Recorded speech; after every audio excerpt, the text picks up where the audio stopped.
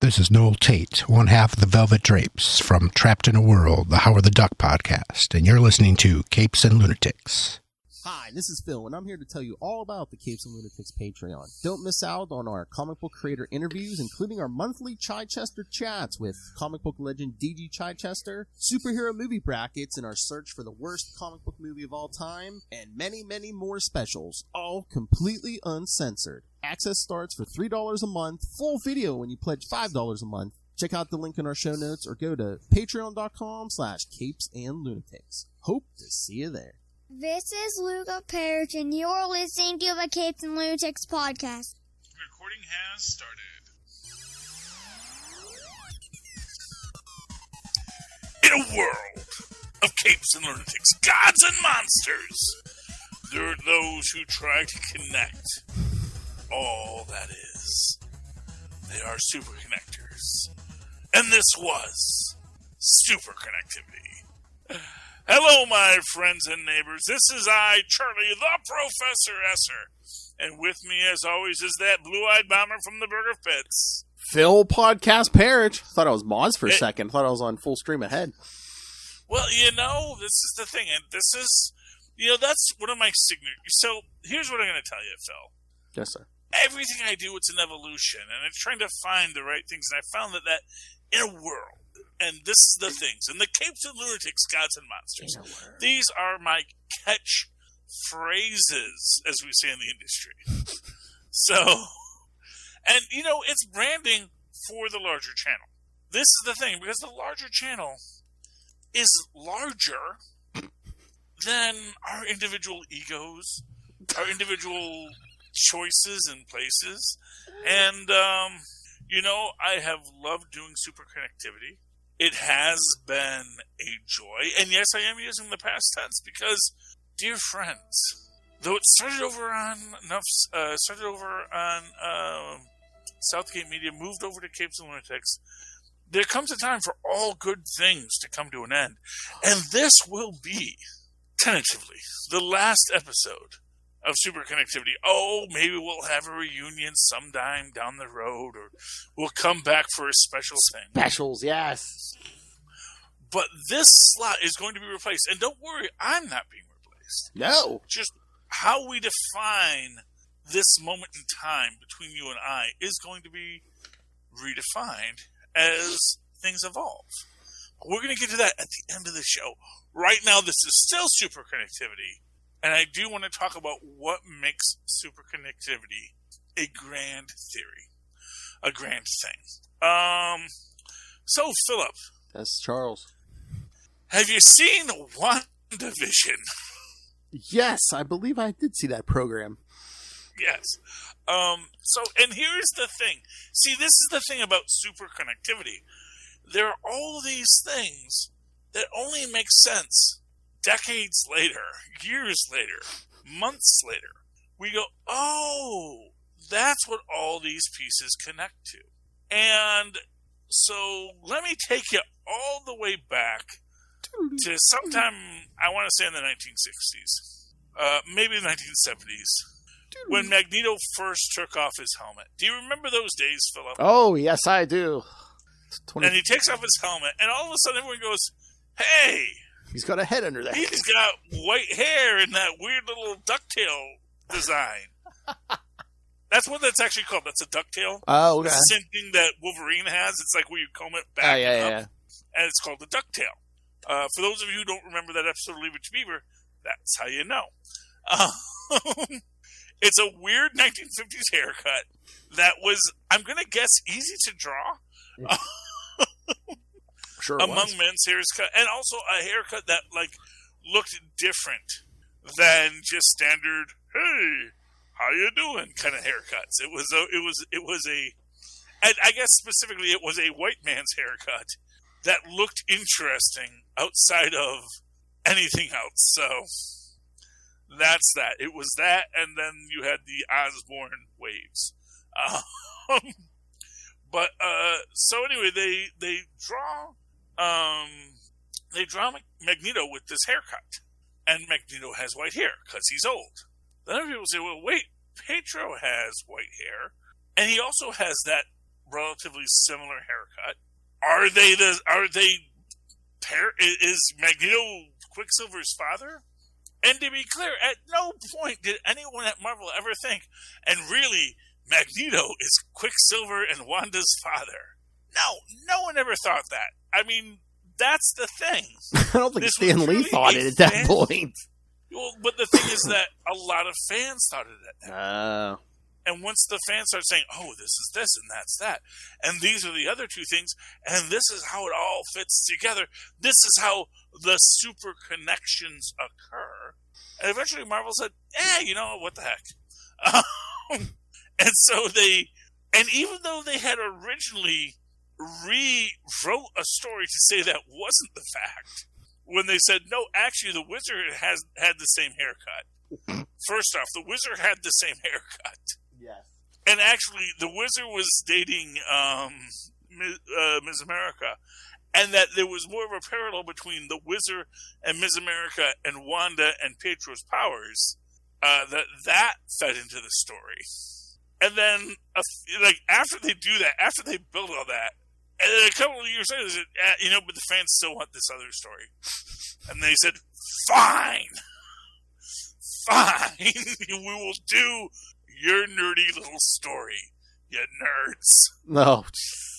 Where's our money, Dracula? And hey, for what it's worth, think about that. The nerds are Dracula, just stealing the life from these poor creators. You can at least give them the money, you nerds, you big nerds. Anyway, but that's the thing. Is we built this, and then, of course, because of many other legal issues, they retconned that, they rewrote it, they changed it, to where, honestly, at this point in history, I don't think there is a unified canon on what the life of Quicksilver and Wanda really was. But you know what, Phil? That feeds into multiversality. Oh, I see. And the fact that, you know what? Yeah, of course, Wanda doesn't remember it, and Pietro doesn't remember it, but sometimes they do. And so it goes from this reality where, in some moments, they remember very clearly that, no, they were the children of these gypsies, of Magda and this other person, and that was how they were raised. And then years later, they met Magneto, and they joined the Brotherhood of Evil Mutants.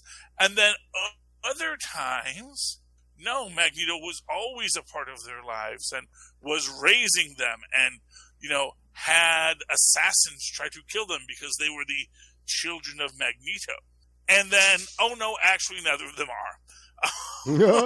Because, again, reality is what you make it. Which is, to be fair, an established concept with the most powerful being in the Omniverse. Not Ambush Bug, though he's close. Franklin Richards, who can decide he is Galactus, who can decide he is a mutant. And so long as he has committed to that decision, that is reality. Reality is only what these beings decide it is. A phrase echoed by Harrow this week on Moon Knight. Ooh. When we say we do not live in a physical reality, merely a psychic one. And this brings us back to a young gentleman by the name of Ralph Boehner, who appeared in WandaVision. And Ralph was played by an actor whose name escapes me. But he was the same actor who played Quicksilver in another universe, in the Fox universe. But when the time came for the big reveal, and was this a being from another universe brought in? No, just Ralph Boehner. And some fans felt dejected by this. Here's what happened: is some fans felt dejected by this. Other fans felt attacked by this, and still other fans said, no, we can still take my theory and make it fit. We will make it fit no matter what we have to do. And that is what super connections are all about. Go ahead, throw it in. You know, you have to connect things even when they don't necessarily make sense in the book because it makes sense in your soul. And if anything has happened for people, I hope that they have connected ideas in their soul in this show. Do you have a point to make, Phil? A lot of it may be coming back in Doctor Strange in the Multiverse of Madness because I mean we know Wanda's in it already. And then did you see? I saw a headline or two in the last day or so where Paul Bettany's going around saying, I'm pretty sure Vision's going to show up again at some point. I'm pretty sure Vision's going to show. So is that going to be one of our surprises in this movie? But which Vision, Phil? Maybe more than one. Which Vision? Maybe more than one. Yeah, well, that's the thing. Maybe more than one. Maybe also Paul Bettany without the freaking makeup, because the man just wants to act. What if they CG him and they do like a younger Vision, and that he's going to be part of the Young Avengers? I mean, they could do that. Mm-hmm. They could make a baby Viz. I mean, he's under a pound of makeup anyway. I mean, you could all you could do is maybe put an effect on his voice. It's like. Well, what I would actually love to see is I would love to see them pay off the original artificial man. Yes, the Human Torch. Easter egg from... In fact, I'm going to tell you, speaking of the Multiverse of Madness, and whatever that's going to be, I have my own theories. You can hear about that over on the main podcast, Capes and Lunatics. It's all a dream. But it does tie into this, and this idea that is Ralph Boehner's dad, Joe Boehner, going to be in it? We don't know, but it's a possibility.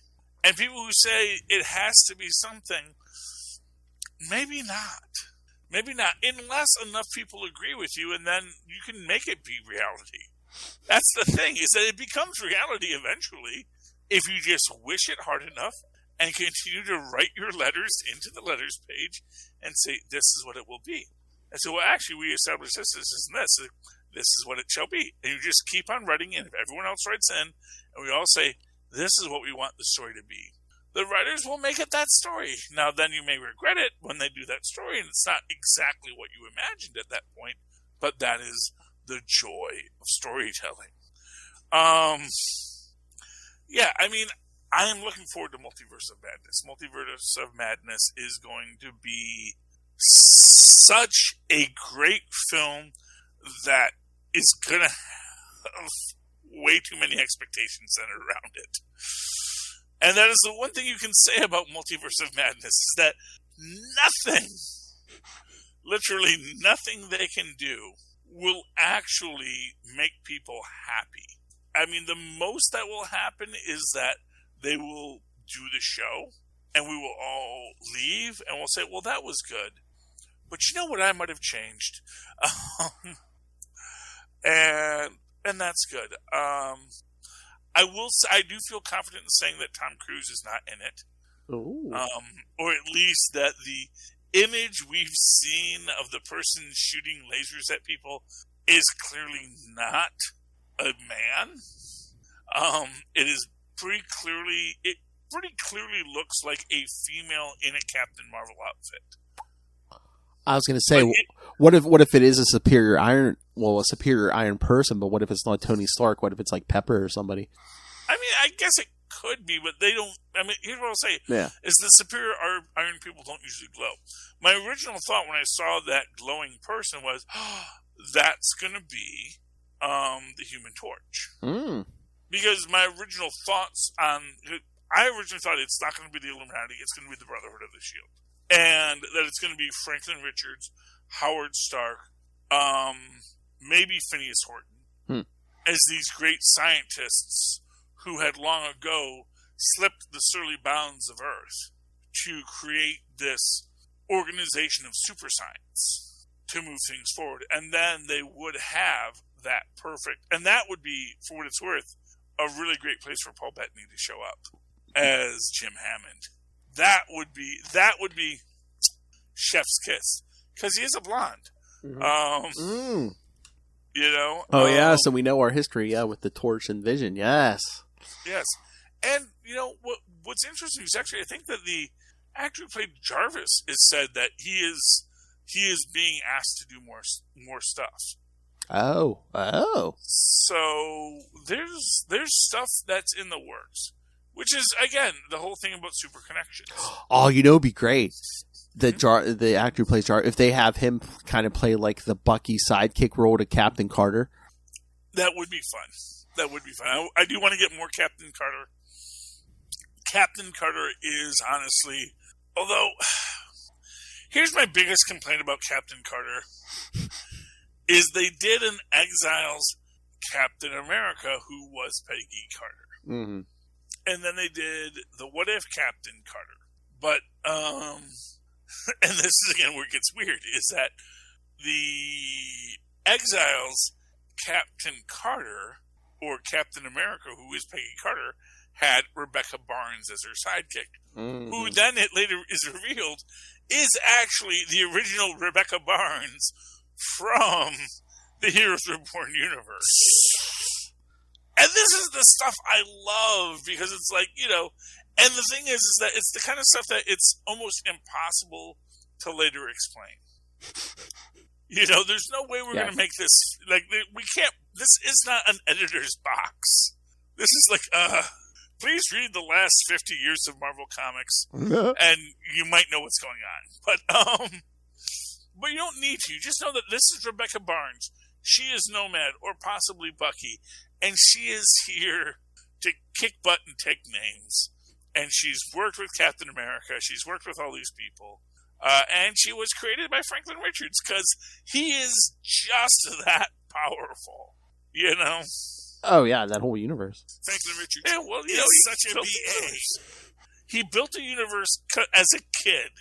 Oh, yeah. It wasn't a perfect universe, but hey, how good was the first universe you built, Phil? No, I know.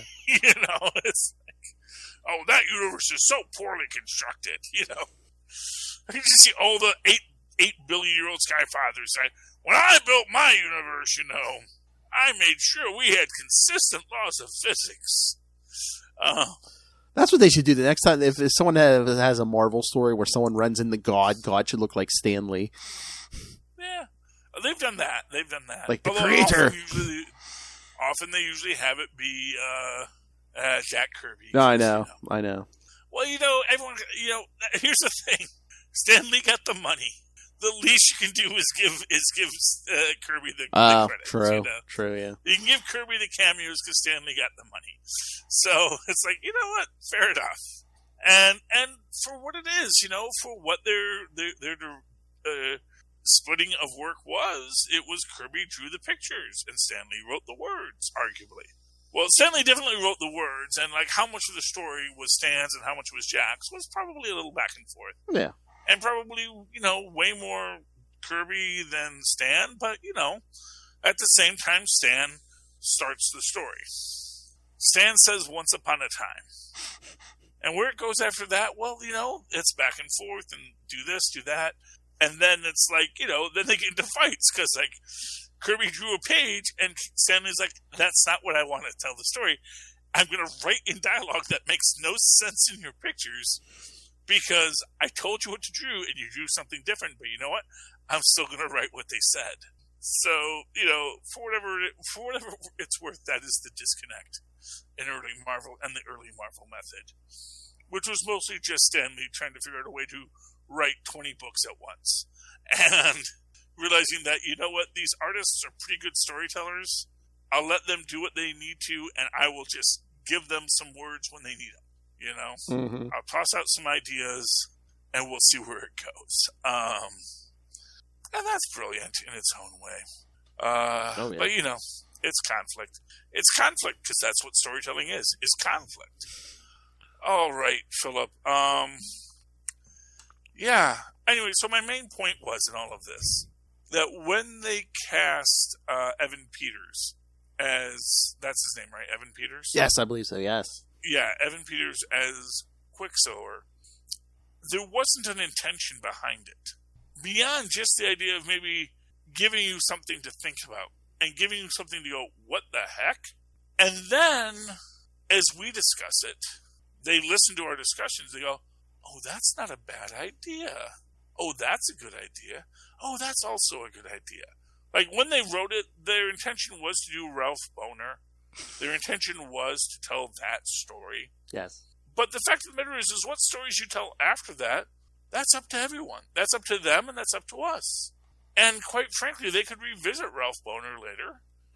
And they could even bring Kraven the Hunter back to go run real fast. Because, as it turns out, we may never see Kraven the Hunter. Thankfully, hopefully, prayerfully, he's a bad villain. Do not make a Kraven the Hunter film. You will regret it. You think you regret Morbius? Oh! Kraven is even more two-dimensional than Morbius. Kraven's a bad character. All right, Philip.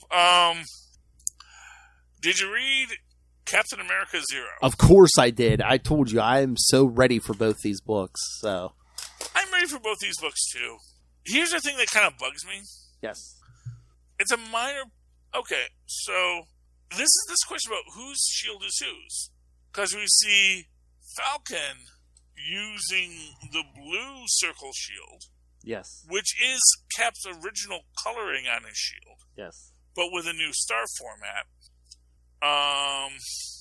But when we first see it... Oh, okay, so you know what? Maybe I'm No. On the when first the very beginning of the issue, I think they kind of swapped, but it's like I think the one with the blue one. But we see that Cap has the blue circle shield, and says, it's been around, but I like it, and who doesn't love a classic, Yeah, I think it's like it doesn't matter. They're both Captain America, but I think for the most part, the newer one is Sam's. Yeah, and I like that, and I like that they brought back the blue outer ring. Yes. Because that is the original design of Cap's original one, but they added sort of a kind of a winged Air Force design to the star. Yes. Which also, fun fact, makes it a 6-pointed star, because you actually have that 6th. In the middle, yeah. Yeah, a little minor point, so it's neat. I like it. I like it on a lot of levels. The only thing I really did not like was the Arnim Zola plot. You monologuing the whole time. Oh, gosh. So, a few years ago, they had a character named the Green Skrull. Oh, no, sorry, the Green Skull. Do you remember the Green Skull, Philip? Sounds familiar. Where did we see the Green Skull? It was... I don't know. It was like one of the more recent reboots of Cap. And it was basically an eco-terrorist. Which is interesting because... It's like, this is a character that is primed for reimagination. Mm-hmm. Because, honestly, eco-fascism is actually a growing center of interest among fascist persons. Because, obviously, if you use ecology as your argument for why we need to take away people's rights and privileges... Suddenly it sounds much more noble, even if at the end of the day you're not actually accomplishing what you say your goal is. Mm-hmm. So it's interesting in that sense that kind of predates it and kind of comes off as these people. And it's sort of funny because when you think about like fiction and reality, eco-terrorism was petty vandalism like 20 years ago. Like people burning down condos and nonsense that it was frustrating for a developer, but minor. And then you escalate it to an Osama bin Laden level. We're going to destroy New York City and replace it with plants and retake this area for greenery because that's the only way to return Earth to its natural balance. It sounds crazy at the time. Now it sounds almost rational. And you can see people embracing that level of fascism. Mm-hmm. And, of course, the important thing to remember is that the problem with fascism is trampling of human rights, and that is what you have to fight and make sure that people have a voice in their own democracy, even if they're stupid. Stupid people have rights, too, and that is the hardest thing for people to understand, but it is the most important. Because if stupid people don't have rights, none of us have rights. And that's my thing. And so I am looking for the Green Skull to make a big comeback in future years, and people are going to then talk about how so much ahead of the curve Marvel was with conceiving of this idea that eco-fascism would be a problem, but really it was probably just somebody who didn't who was looking for a new take on it, and said, hey, you know what, this is a way you could do fascism, but with the kids who like the green things, make it go. And so if you ever read that issue with the Green Skull, I'd have to look at what the first appearance of the Green Skull is. It's very much like this, where he's just monologuing and Cap is beating him up and saying, I think that was that Bucky's first outing as Captain America? I think that might have been Bucky's first outing as Captain America. He fought the Green Skull. Let me see. I'm looking it up now. That's hitting me now. Captain America, Volume 7, Number 1, November 2012. Okay, who was the Cap in that? Did you see? Let's see. Let me open this up here. I'm pretty sure it's. No, it was Steve. I think it was right before that Dimension Z stuff. Okay. So yeah, it is what it is, and it was. But again, it's just this supervillain who's just going to monologue about you can't win, you and your outdated ideas of humanity and love and friendship is magic. Oh yeah, they even made Zola's rocket purple and green. Do you know how much it costs to paint the entire rocket purple and green? He's a mad scientist. He doesn't care for money. But he's got to do it. But I have to do it with a flare. And now we're going to land on the shield, both of us, in the water. Because, I guess... Well, you know what? Steve's pulled that trick before. I can't remember if Sam has. Oh, yeah. No. He first did that in... Back in the 80s, because it's it was just before... what's his name? John Walker took over. Yeah, and because it's the vibranium in that shield can absorb the impact and stuff. Yeah. So that was good. Well, that's the other thing. We don't hear where Sam's shield's from, but I'm assuming that's Wakandan vibranium. Yeah, and there is a bunch of stuff here in Harlem where there is, this guy who's talking about you would have made a great Wakandan, perhaps a better leader than my brother. But that looks like a white guy, I don't know. Maybe I don't know, man. I need to catch up on Black Panther. I haven't been reading the current. Maybe there's stuff going on in the Black Panther book. Oh, there's all sorts of stuff going on in Black Panther, as I understand it. And again, I'm not reading it either, but apparently people within his country have been like, dude, you built an entire empire in space, and you think this is not something we should all discuss? Because again, this is the problem with royalty. Well, that's the problem. It seems like, I think in some of the recent comics. I mean, I know you need drama and stuff in comics, but I think it's Black Panther used to be just very capable. Now it seems like they're trying to make him more arrogant, almost like a Batman. Oh, I was actually going to say a Dr. Doom. Oh, okay. That's the problem with again, royalty. See, this is the grand unified theory of Marvel Comics. Whenever there's one person that you don't question, that person invariably does bad. Unless it's Steve Rogers, unless he's been taken over by Hydra. This is the thing. It's like there's one guy you can trust, and that's Steve Rogers, unless there's been Cosmic Cube shenanigans. And then don't trust him. Well, I mean, yeah, because he's kind of the opposite of those guys, like Batman and Black Panther, who grew up with money. Steve Rogers grew up in the Depression. He grew up with nothing, so he knows. Well, and more than anything else, he doesn't want to be in charge. He's in charge a lot of time, but he don't. He's just like, it's like, okay, I'll tell you what to do. It's like, this is my idea. Mm-hmm.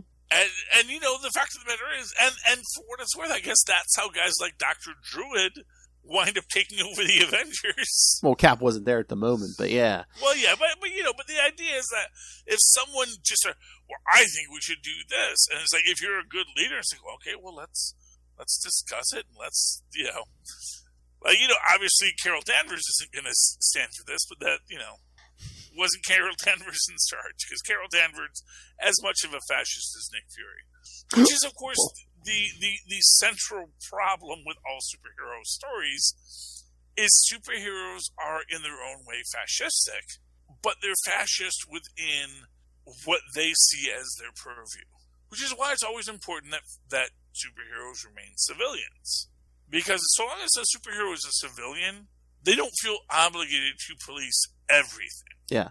When something big comes into their vision and they smack it, it is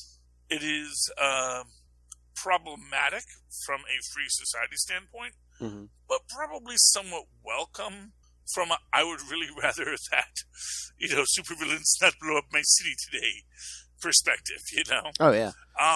And that is the constant back and forth of modern society. Oh yeah, I mean, I've had the conversation with Wolf before. I'm like, my favorite version of Captain America, and Steve or even Sam is just like, I like it when they play them as straight superheroes and not working for S.H.I.E.L.D. or any like authoritative body or something. Yeah, just they can be part of the Avengers, but they're basically just a straight up superhero. Yeah, well, and that they're not even, and for what it's worth, with a guy like Sam or Steve, there's not much threat. Oh yeah, no. No matter what they can do, they're still just two guys, and they may do a gig and they may do a job. And, Sam in the MCU is interesting in the fact that he is totally Black Ops wet work. And he's cool with that, But even at his worst, he is not going to destroy the world in the way that like a Superman would if Superman had a badge. Which is invariably, that is always the problem when in any DC universe when Superman puts on a badge. And again, as we saw in the Marvel Universe during Dark Reign, when the Sentry put on a badge. The second these people with real powers put on a badge... Well, the Sentry had mental problems, too. Oh, man, so many mental problems. I still like the character, though. I really hope they bring him back. I'm excited, because they're bringing back the Beyonder, they're telling me. They're teasing me, Phil. I know. They're promising me so much. But it will break my heart, I'm sure. Want to talk a little bit of Avengers real quick? Yes. This is our... 55. 55. Man, I do not know why Set is standing for any of this. I gotta feel like Set is like, excuse me, little red boy? You are trying to take my thunder? My existence, my empire, and you're taking my people, the Serpent Society? Saying, you're the first serpent? Dude, you are like 3,000 years old at best. Don't give me this, you're the first serpent. I am Set, I am the first serpent, I am the serpent god. I made a whole crown and everything. I like that they're bringing back Nighthawk. Mm-hmm. Because I liked the original Nighthawk, Kyle Richmond. And I'm sitting here, and what's bugging me is I know dang well they're not going to have Kyle Richmond meet Nightshade. Yeah. And I know that they're not going to allow that convolution to occur. The only way that would probably happen is if he got like his own book. But the thing is he's not Kyle Richmond. Yeah. But here's the thing. I think Nightshade, who is currently wearing, last seen in the real Nighthawk's costume, I can see her being up to here with some namby-pamby clone saying he's freaking Kyle Richmond. It's like, dude, you could have popped out of, you could have sprung fully formed from Otto Octavius' navel. Quite frankly, you ain't Kyle Richmond. That was a man, that was a person who made people be better. You are just another pawn in someone else's game. Well, who knows if he's even going to last, because he's basically just teaming up with the Avengers to take on Mephisto. I mean, he might not survive the battle. And I don't know, man. The whole multi-universal League of Mephistos. It makes for a great visual, but like immediately, it's like you look at these people, and the first thing you think is, they're not going to work together. Oh no, they're going to be stabbing. There's a clown in there. There's what do you see right past his collar? There's a duck, Mephisto the duck. Mephistuck, yeah, I know. There's a monkey Mephisto. There's and just some of these guys, you just know, like they're not going to look at 616 Mephisto as all that, And so this entire thing collapses in on itself at some point. Oh yeah, they're going to get the Mephistos to start battling each other. Yeah. Well, of course, because it's, for what it's worth, it's the original. What was that?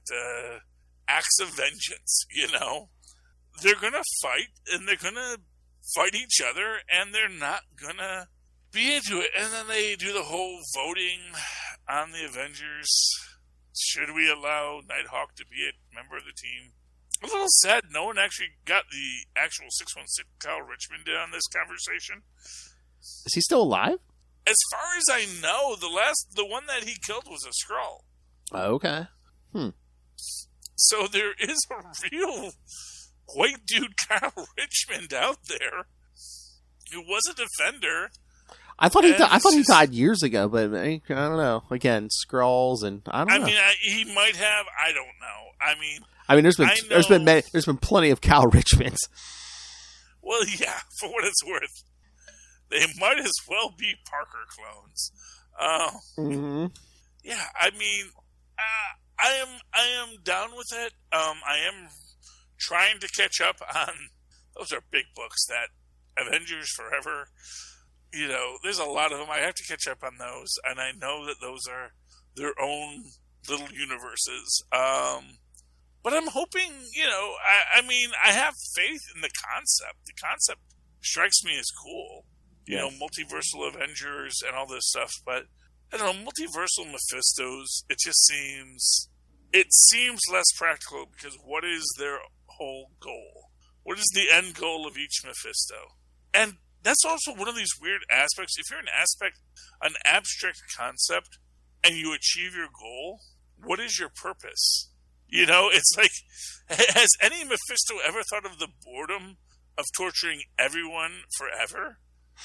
Like, if you ever actually win, what is the value of it?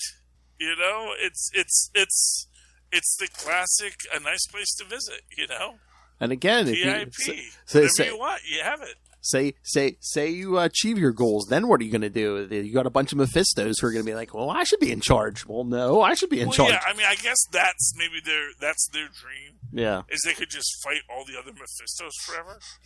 But if you fight all the other Mephistos forever, obviously, eventually, you're all going to lose. Because there will come a day. Phil, there will come a day. Yes. Next week. When threats that cannot be faced by one hero alone must be faced. And in that time will rise a team of Avengers. Dun dun.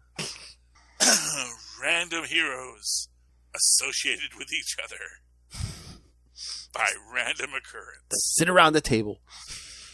Who will fight something? They will punch a thing. Because they're all there, and they're like, well, we can punch things. Punch. So they will punch. Think about that. How did the Avengers start? Because one of our buddies' brothers got out of hand.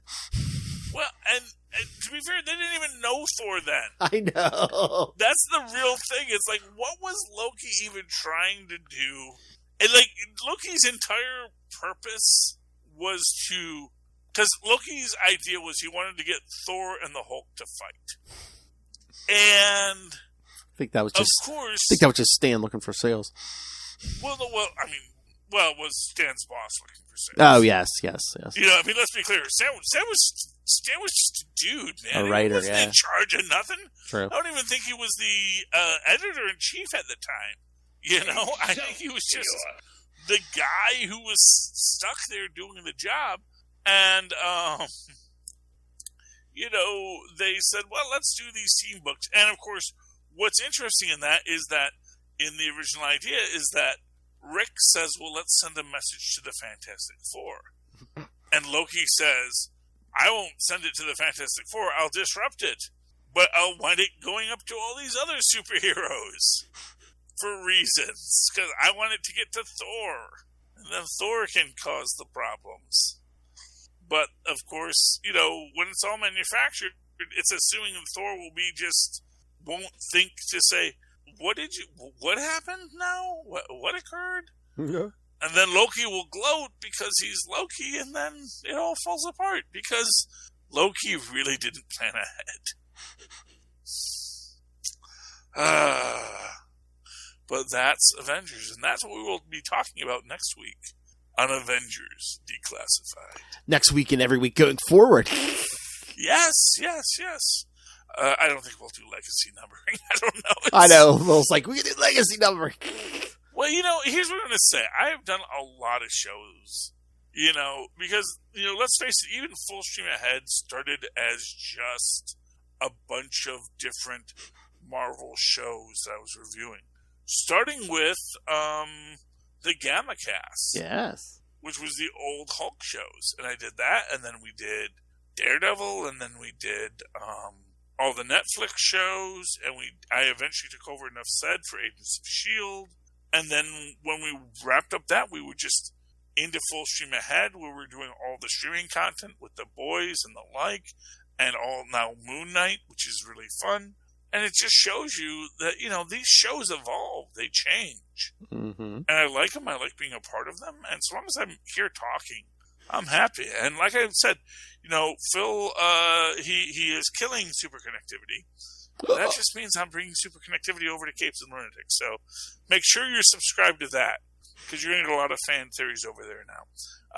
I no longer have to hold my tongue. I told you. If you want to do a little segment at the end of every show, be like, Charlie's thought of the week or whatever, please. Well, we'll figure out where we'll stick Super Connections. No, but yes, we may have Super Connections on Avengers Declassified. I will still be here. I will be doing what I do best. And I will always be a friend and a colleague to Phil Podcast Perich. Yay. Who makes all this possible. And the best part, all right, Philip. And the best part, kids, if you're already a fan of this show, you have to do nothing. It'll be right here in the same time slot, so you won't miss it.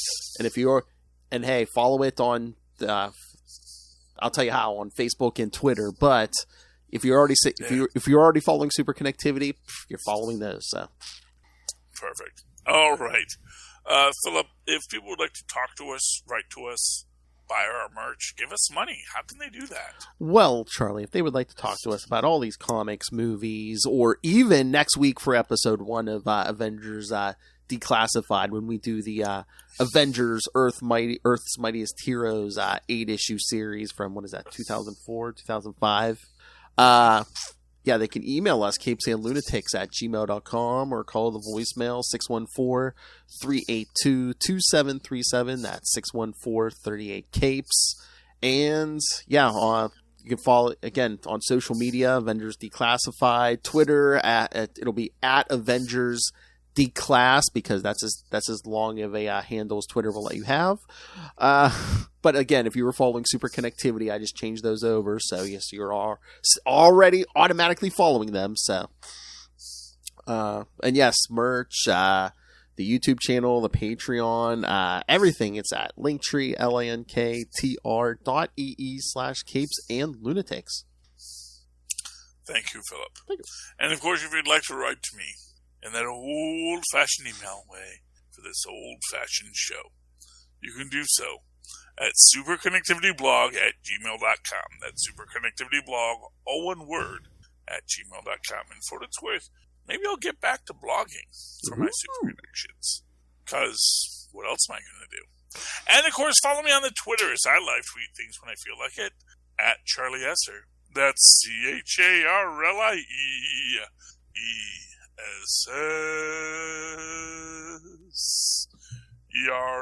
Look for the 2 E's in the middle. For quality. Bing! Thank you, Maz.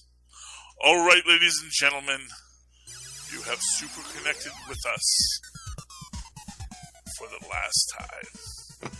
Tune in next week as we declassify the Avengers. Good night. Good night. Yeah, we'll have new music, but I think we have to keep the recording has started. I would like to. That's my catchphrase. Yes, I believe so. I think we have. like it. We're keeping that. Recording Yes, has started. we're keeping that. Yes. And I can do a new live version if you want. Oh, I mean, it's up to you, but I like the old one. Well, if you like the old one, keep the old one. All right, kids. 1 week, Avengers. It all starts here.